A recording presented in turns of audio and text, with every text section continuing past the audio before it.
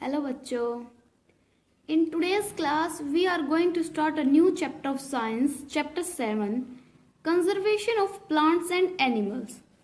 तो आज वाली क्लास में बच्चों हम साइंस का चैप्टर 7 करेंगे, conservation of plants and animals. सबसे पहले ये बताओ कि कंजर्वेशन क्या होता है. देखो, सबसे पहले बच्चों आप उसको वर्ड को सबसे पहले आप ब्रेक किया करो. ये कंजर्वेशन हो गया, तो कंजर्वेशन से आप क्या समझते हैं?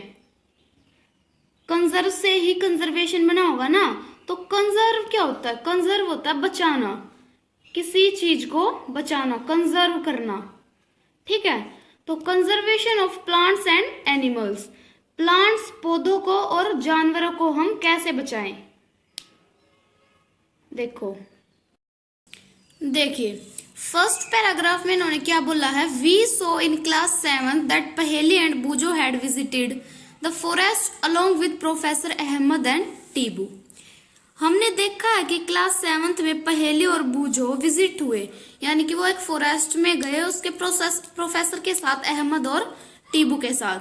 दे were eager to share their experience with their classmate.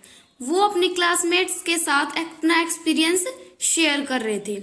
Other children in the class were also eager. Other children, और चिल्ड्रन भी क्लास के ईगर थे टू शेयर देयर एक्सपीरियंस, अपना एक्सपीरियंस शेयर करने के लिए. As some of them had visited Bharatpur century.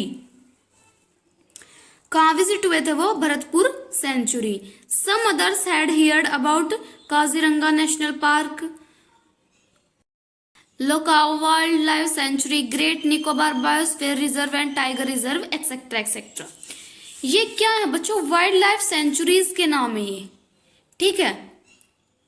Next paragraph पे आओ. कुछ नहीं था इसमें कुछ.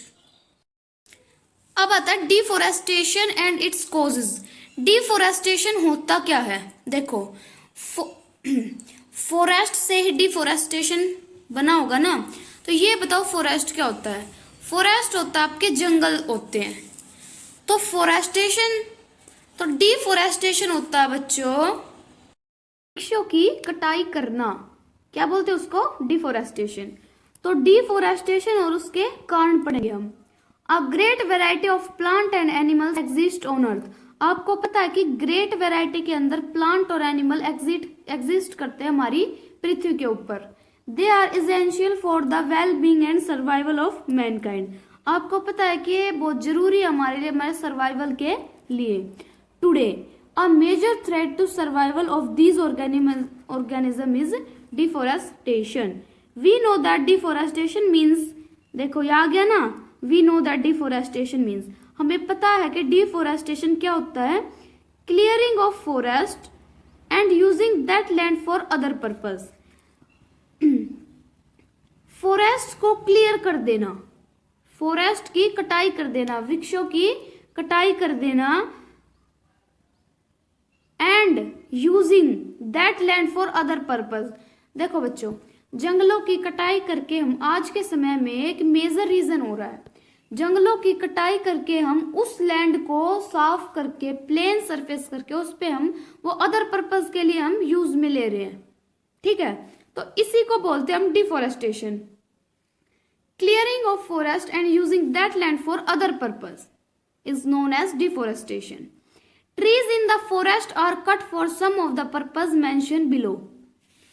यहाँ पे कुछ रीजन बताया. Tree in the forest are cut. Forest में जो ट्री होते हैं वो इन बेसिक पर्पस के लिए काटे जाते हैं. Procuring land for cultivation. Procuring land for cultivation का मतलब होता है बच्चों खेतों के लिए भूमि खरीदना. ठीक है. Next, building houses and factories. House और फैक्ट्री को बनाने के लिए. मेकिंग फर्नीचर और यूजिंग वुड एज फ्यूल. हमें पता है ना कि वुड भी एक फ्यूल है, पिछले चैप्टर में हमने पढ़ा था. हाँ जी. तो फर्नीचर बनाने के लिए और fuel, wood as a fuel use करने के लिए. ये इसके कुछ कॉज थे.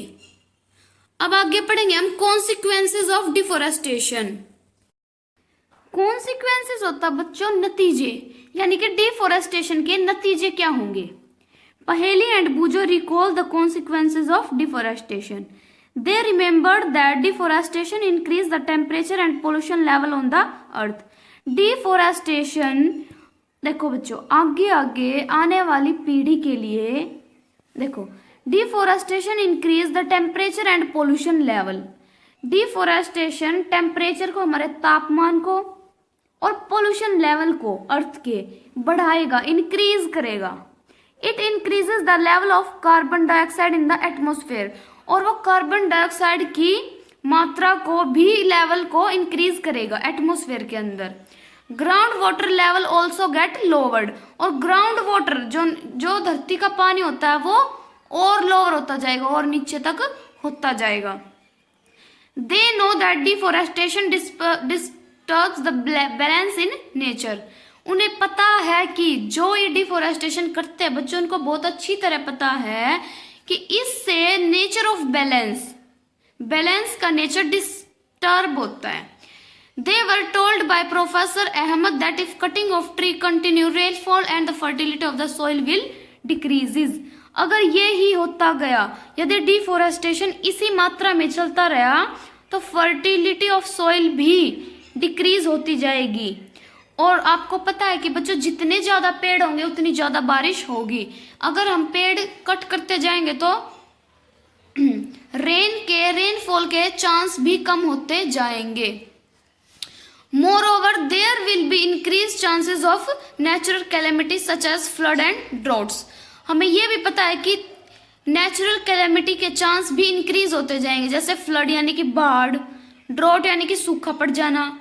ठीक है, अब आता है recall that plants need carbon dioxide for photosynthesis.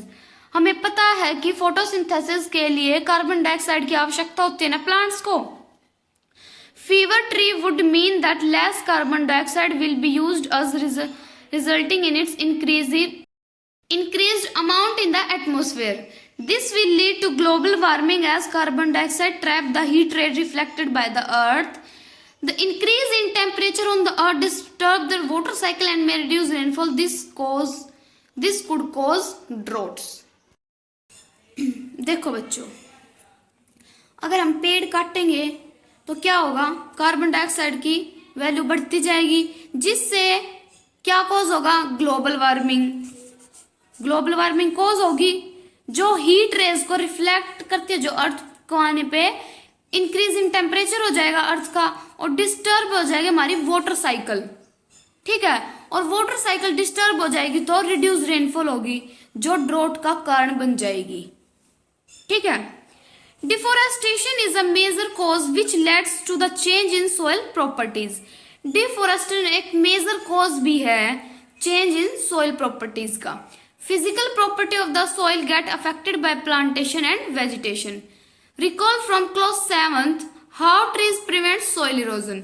Soil erosion prevent करना बहुत इसेंशियल है हमारे लिए। Fewer tree result in more soil erosion. Fewer tree में सॉइल इरोजन बहुत ज्यादा होता है। Removal of the top layer of the soil exposes the lower.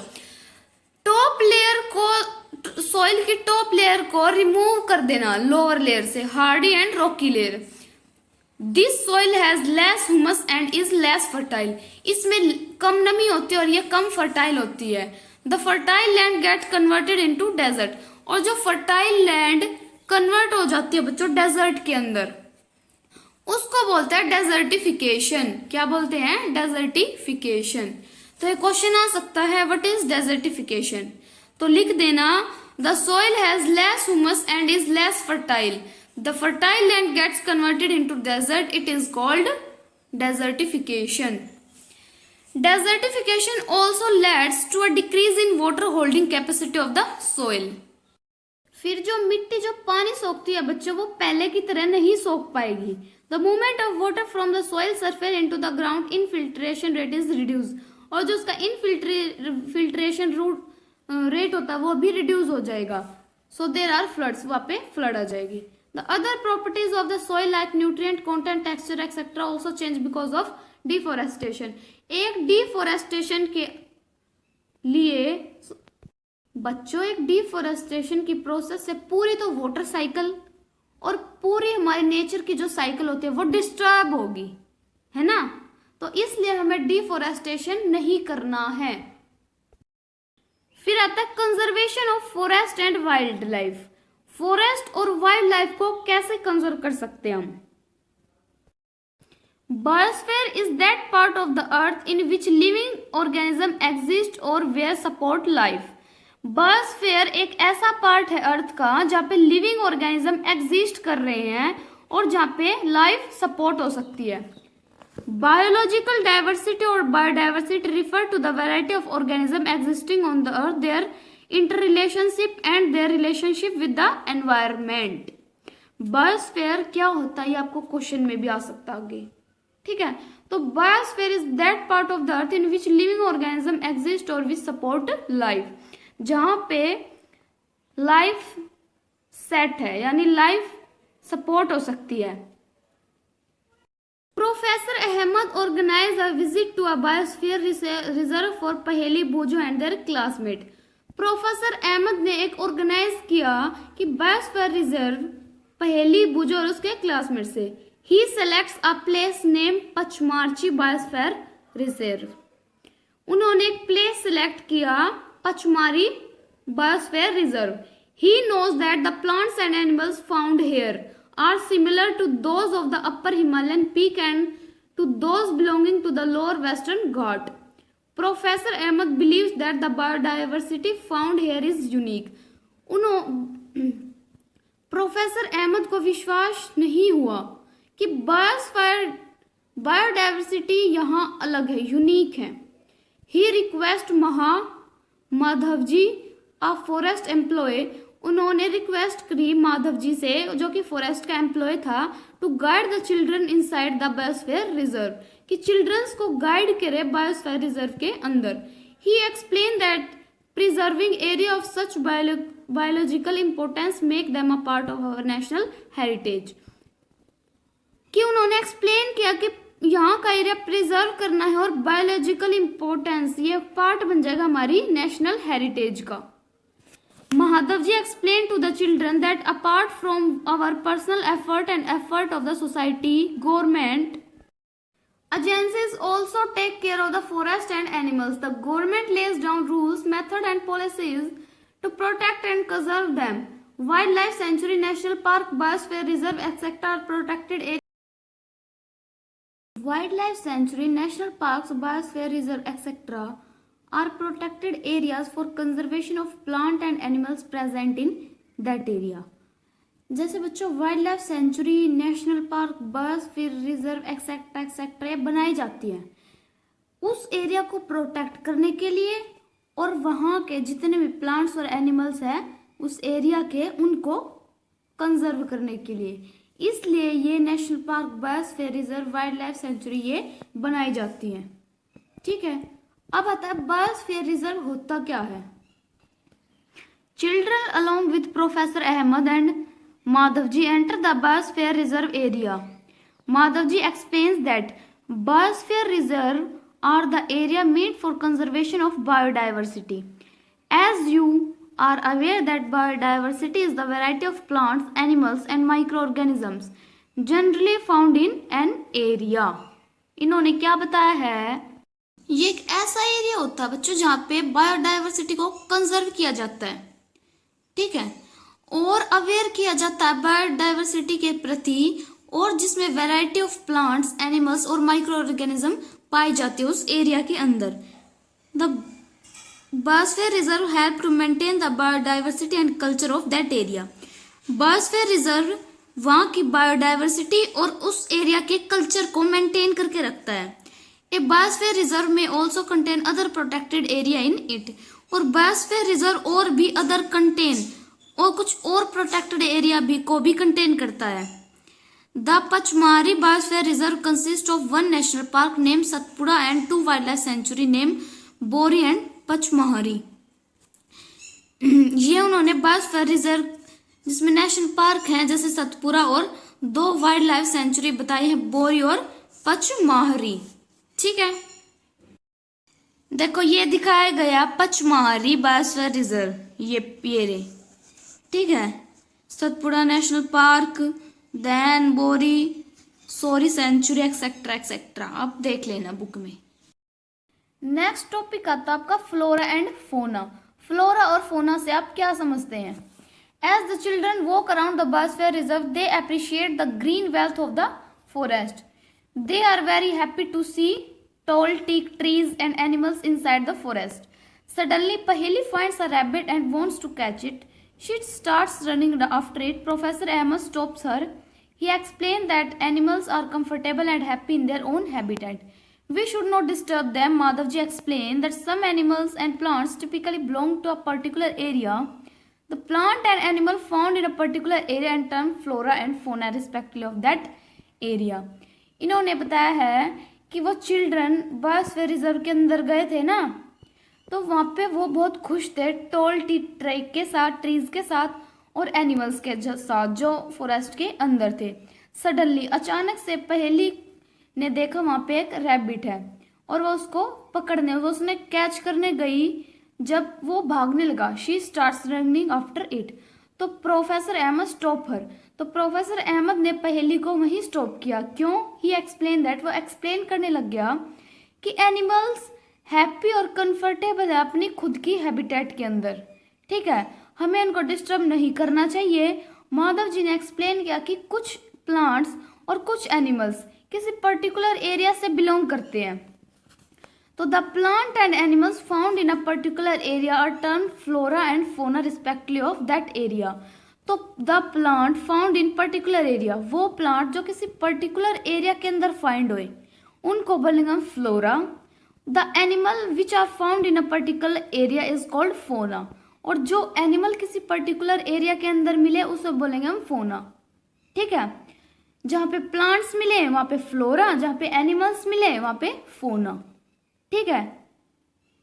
यहाँ पे फर्स्ट पिक्चर में आपको कुछ दिखा रखा है, वाइल्ड डॉग हो गया, ये चीतल हो गया, ये वॉल्फ, ये लेपर्ड, ये फर्न और ये जामुन ट्री, ये आप फिल कर लेना अपनी बुक के अंदर। अब नेक्स्ट टॉपिक पे आइए, एंडेमिक स्पीसीज। एंडेमिक स्पीसीज क्या होता है? Soon the group quietly enters the deep forest. Children are surprised to see a very big squirrel. This squirrel has a big fluffy tail. They are very curious to know about it. Madhavji tells them that this is known as a giant squirrel and is endemic to this area. Endemic species are those species of plant and animals which are found exclusively in a particular area. They are not naturally found anywhere else. A particular type of animal or plant may be endemic to a zone, a state or a country. तो endemic species वो species होता है बच्चों plants और animals की जो किसी particular area के अंदर मिले, ठीक है। They are not naturally found anywhere else, वो कहीं भी नहीं मिल सकती, यानी कि वो किसी पर्टिकुलर एरिया के अंदर ही आपको मिलेगी, चाहे वो उनका एंडेमिक जोन हो, स्टेट हो या फिर कंट्री हो। समझ में एंडेमिक स्पीसीज क्या होती है? ओके, अब देखो आगे। Two example of the endemic flora of the Pachmarhi biosphere reserve basin, Indian giant squirrel, जो आप इसमें देख सकते हैं जायंट स्क्वेरल इस टाइप की, ठीक है। Indian giant squirrel and flying squirrel are endemic fauna of this area. The destruction of their habitat, increasing population and introduction of new species may affect the natural habitat of endemic species and endanger their existence. फिर आपका next topic आता है wild life sanctuary. Wild life sanctuary होती क्या है? Professor Ahmad explain that killing और capturing animals is general is strictly prohibited and punishable by law in all such places.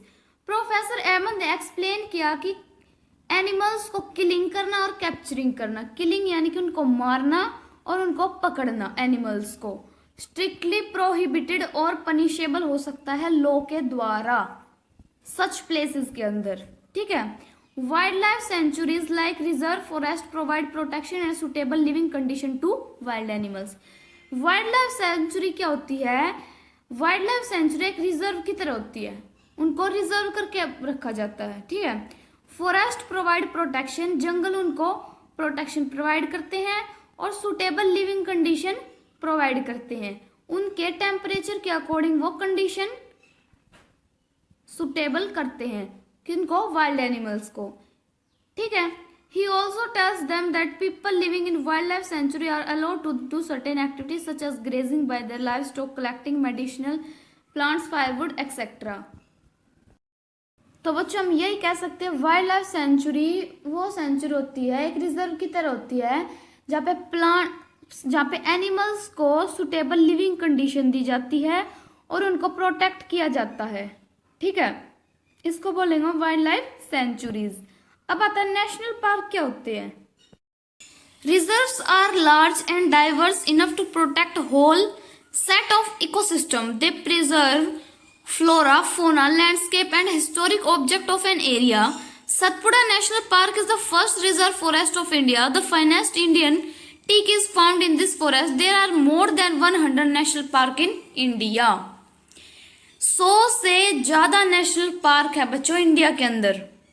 ठीक है, Satpura national park first reserve forest है India का और the finest India teak is found in the forest.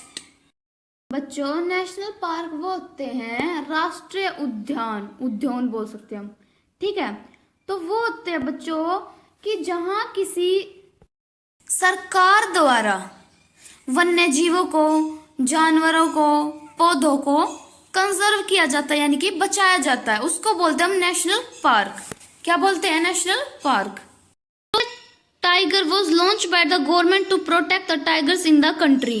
Project tiger एक launch किया गया था ना, लॉन्च किया गया था गवर्नमेंट के द्वारा टाइगर्स को प्रोटेक्ट करने के लिए किसी भी कंट्री के अंदर। The objective of this project was to ensure the survival and maintenance of the tiger population in the country. उनका मेन ऑब्जेक्टिव क्या था बच्चों? एंश्योर द सर्वाइवल और maintenance of the tiger population in the country.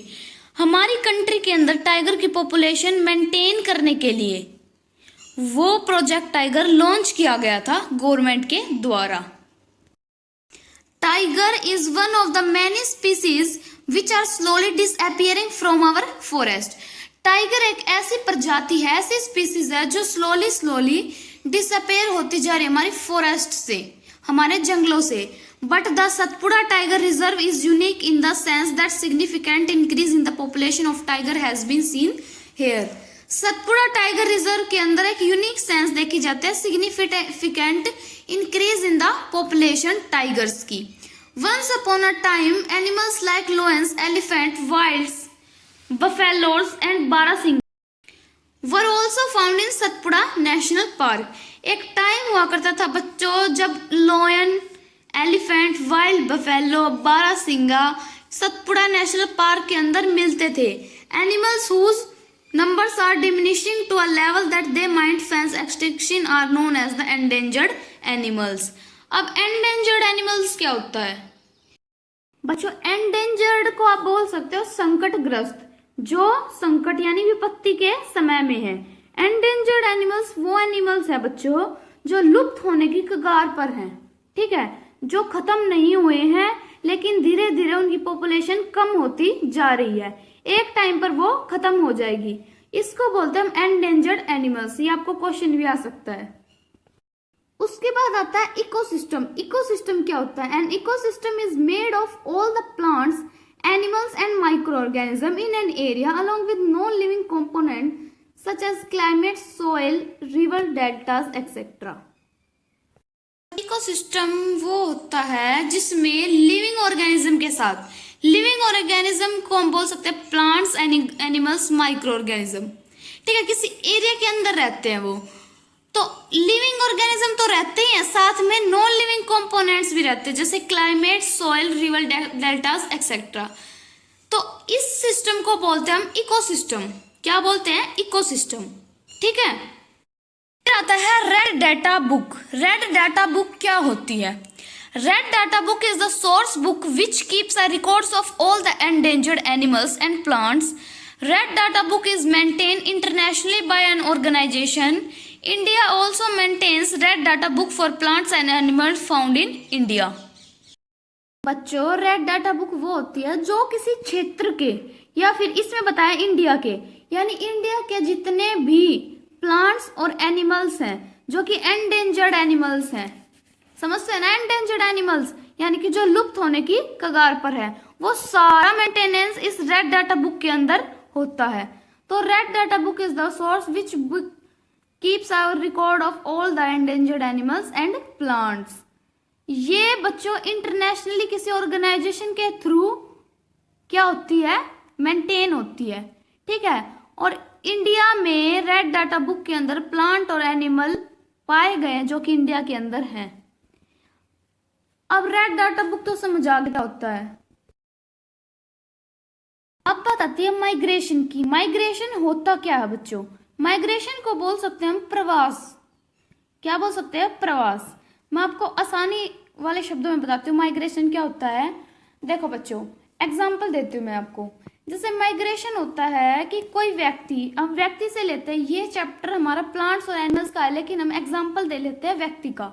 जैसे कोई व्यक्ति किसी स्थान का, मान लो कोई व्यक्ति जयपुर का है और वो दिल्ली रह रहा है, क्यों?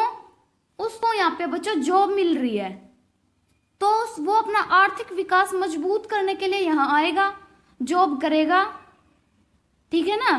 तो ये है वो माइग्रेशन कर रहा है, यानी कि वो प्रवास कर रहा है। तो उस व्यक्ति को क्या नाम दें कि वो प्रवासी हो गया, ठीक है। ऐसे बर्ड्स करते हैं बच्चों। अब क्यों करते हैं ये देखो।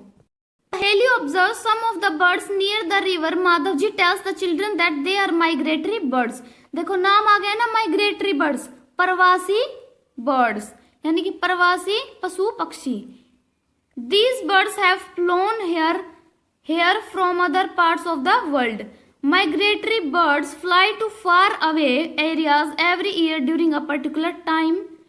Because of climatic changes, they fly for laying eggs as the weather in their natural habitat become very cold and inhospitable. Birds who cover long distance to reach another land are known as migratory birds.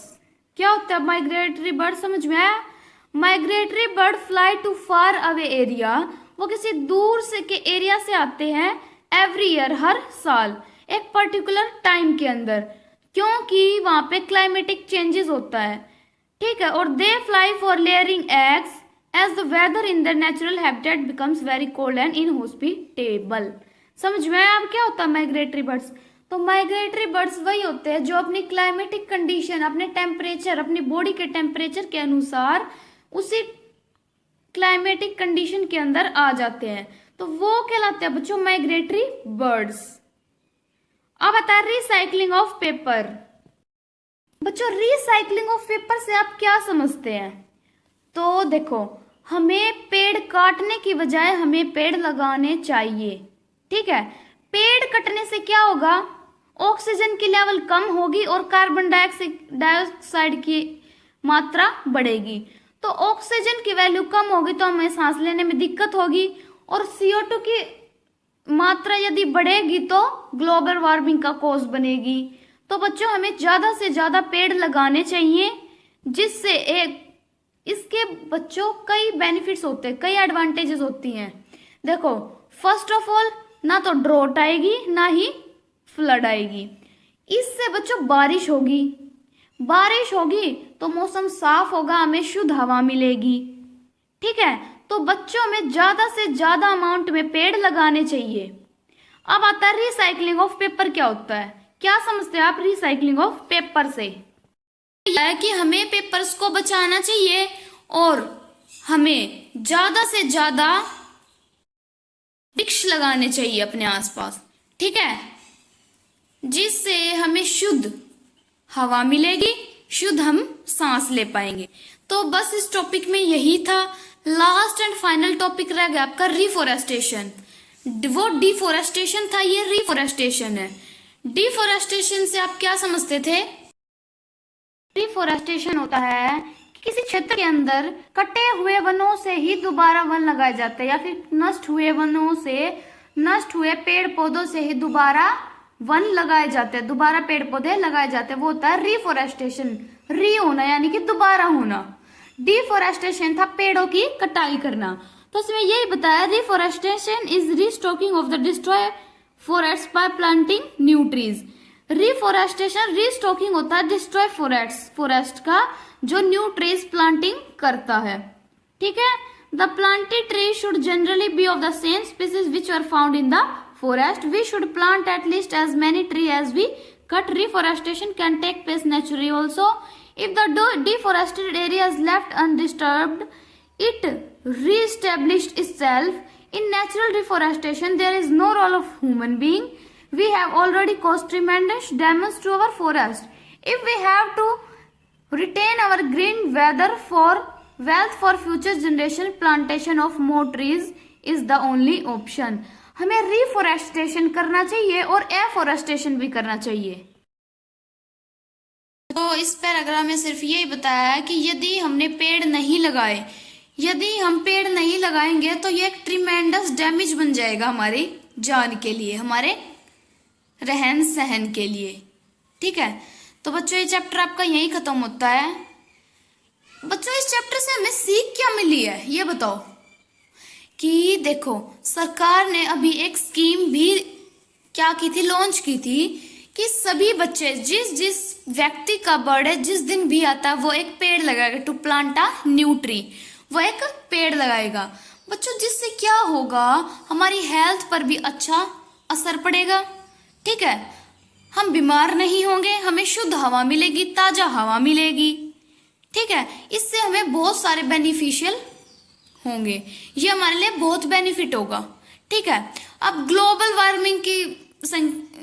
Warming की amount दिन पे दिन बढ़ती जा रही है, तो उसका कारण यही है, क्या है, deforestation. Deforestation is the main and big cause of the global warming. ये ग्लोबल वार्मिंग का सबसे बड़ा क्या है, कारण है। तो बच्चों आपको आपके बर्थडे पे एक प्लांट जरूर लगाना है, ठीक है, जिससे हमें शुद्ध हवा मिलेगी, शुद्ध आचरण होगा, ठीक है। और उसको डेली आप पानी दोगे, ठीक है। आप ये काम जरूर करना। तो बच्चों आपकी क्लास ये यही खत्म होती है और हमें पेड़ पौधों जंगलों को बचाना है, ठीक है। तो बच्चों नेक्स्ट क्लास में हम इसकी बुक एक्सरसाइज को कंप्लीट कर लेंगे। धन्यवाद।